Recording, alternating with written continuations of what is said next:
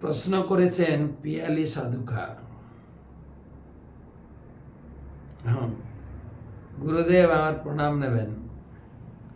আমি হাওড়া আন্দুল থেকে পিয়ালি সাধুখা বলছি।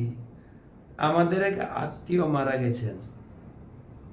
আমি মালা জপ করছি, কিন্তু ভগবান ও তুলসী মহারানের গায়ে কি হাত দেব? দয়া করে হাত দেবেন কেন? সেবা করবেন। সেবা তো কোনো অবস্থাতেই বন্ধ করা যাবে না। ভগবানের সেবা বন্ধ করবেন কেন?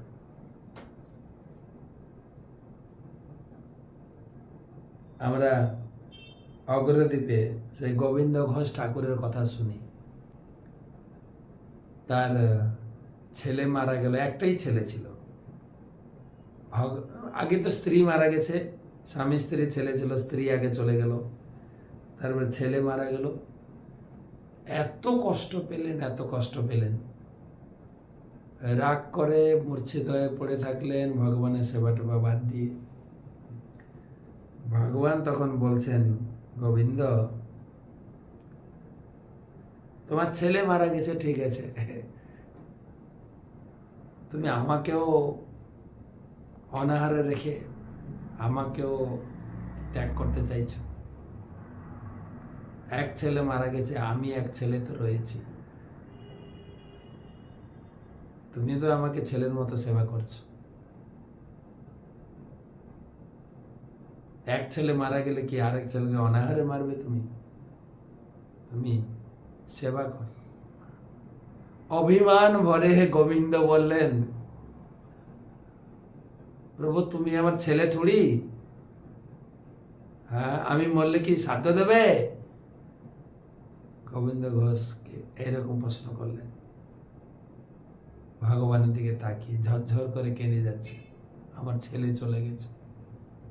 ভগবান বললেন, হ্যাঁ, আমি পুত্র রূপে তোমার সমস্ত কার্যকলাপ করব তোমার মৃত্যুর পর। তিনি করেছেন। মৃত্যুর পরে পুত্র যেরকম পিতার বিরহে কাঁদতে থাকেন, তারপরে কাঁচা কাপড় পরেন, ভগবানের শরীরে সেরকম কাপড়ও এসে গেছিল গোবিন্দ ঘোষের মৃত্যুর পরে। আর ভগবানের চোখ দিয়ে জল ঝরছিল, পিতৃবিয়োগের বিরহ।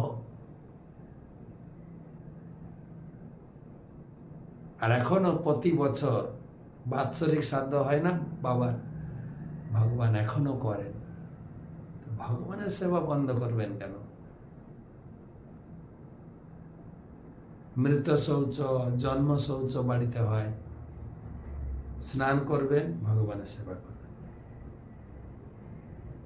সেবা বন্ধ করবেন। পরবর্তী প্রশ্ন করেছেন নারায়ণ মণ্ডল।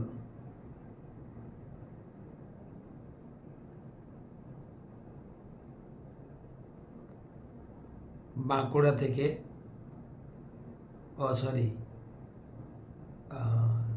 আমি পিঙ্কু মণ্ডল বলছি। আমার আমার স্বামীর নাম নারায়ণ মণ্ডল। আচ্ছা, হ্যাঁ, ভালো প্রশ্ন। আমি কি ভগবান নারায়ণ নাম বলতে পারি? আমার কোনো অপরাধ হবে না তো? শুনেছি স্বামীর নাম ধরতে নেই। স্বামীর নাম আমরাও বাড়িতে দেখেছি, যদি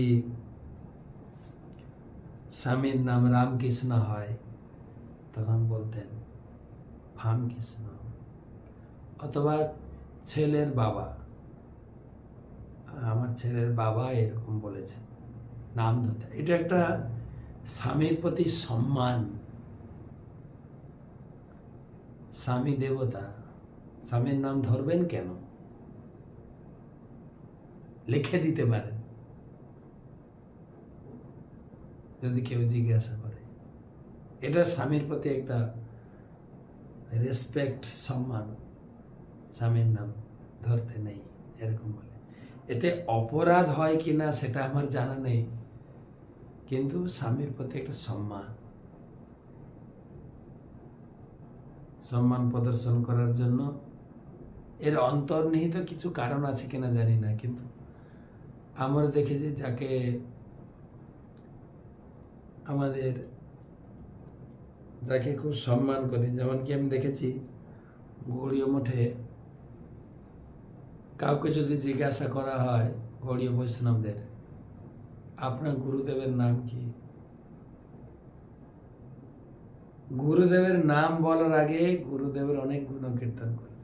আমার গুরুদেব পতিত পাবন, আমার মতো অধমকে এবং হাজার হাজার শত শত লক্ষ লক্ষ অধমকে যিনি কৃপা করতে কৃপা মূর্তের বিগ্রহ, সম্মান।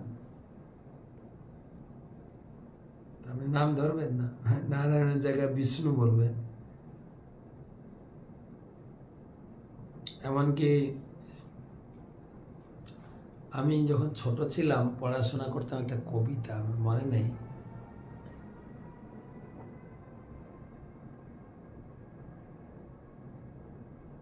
নামটা পাটনি। দুর্গা দেবী নদী পার হবেন, জেলে মাঝি জিজ্ঞাসা করছেন যে তোমার পরিচয় দাও, তুমি কে? তখন দুর্গা দেবী, ঈশ্বরী পাটনি, অনন্ত শঙ্কর না, ঈশ্বরী পাটনি। তোমার স্বামীর নাম কি? বলছে আমার স্বামী, আমার শ্লোকটা ছড়াটা পুরো মনে নেই, কোনো গুণ নেই তার কপালে আগুন,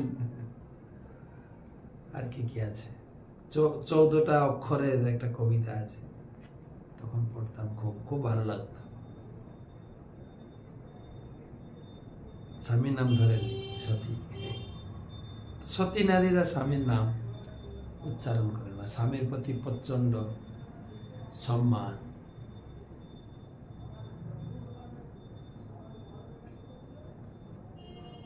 আর এখন কি হয়েছে, এখন নিজেরা দুজনকে ভালোবাসে, পড়তে পড়তে ভালোবাসা হয়ে যায়, চাকরি করতে করতে ভালোবাসা, প্রথম থেকে নাম ধরে ডাকতো, এখন হয়ে গেছে স্বামী, আর কতটা রেসপেক্ট থাকবে, নাম ধরেই ডাকে, কোনো মানে হয় না। পরবর্তী প্রশ্ন দীপঙ্কর পাল। হরে কৃষ্ণ গুরু মহারাজ, আপনার নিকট আমার একটি প্রশ্ন, এই যে কোনো সাধারণ মানুষের যখন মৃত্যু হয় তখন তার আত্মার কি গতি হয়? এ অনেক বড় প্রক্রিয়া।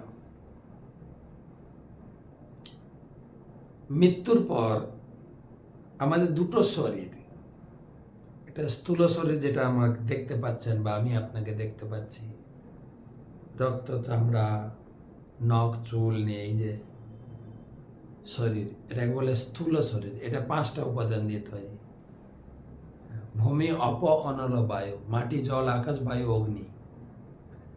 এর ভিতরে একটা সূক্ষ্ম শরীর আছে, মন বুদ্ধি অহংকার, তার ভিতরে আত্মা আছে। তো আমরা যখন দেহাত্যাগ করি এই স্থূল শরীরটা এখানে ছেড়ে দিই, যেটা পুরানো হয়। এবারে মন বুদ্ধি অহংকার আত্মা সহ যায়, নরকে যাবে, নরকে বিচার হবে, সারা জীবন আমি কতটা পুণ্য করেছি, কতটা পাপ করেছি, কতটা ভগবানের সেবা করেছি। সাধারণ মানুষের বিচার হওয়ার পরে তার নরক ভোগ, তাকে অপশন দেওয়া হয়, তোমার এতটা নরক ভোগ আছে, এতটা স্বর্গ ভোগ আছে, তুমি কোনটা আগে করবে? নরক ভোগ হবে আগে। তারপরে সময় যার যেরকম নরক ভোগের মেয়াদ কমপ্লিট করে স্বর্গে যাবে, স্বর্গ ভোগ করার পরে ওখান থেকে বর্ষার ধারার সাথে আত্মা নেমে আসবে, এখানে এসে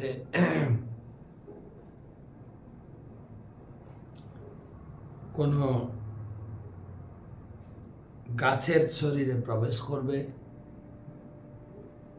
সেই গাছ পাতা খাবে, জীব পুরুষের বীর্যতে প্রবেশ করবে, আত্মা, তারপরে মায়ের গর্ভে ঢুকে তার জন্ম হবে। সময় সময় যাবে, মানে কোনো নির্দিষ্ট পরিসীমা নেই কর্মের উপরে। কর্মণা দৈব নেত্রেণ।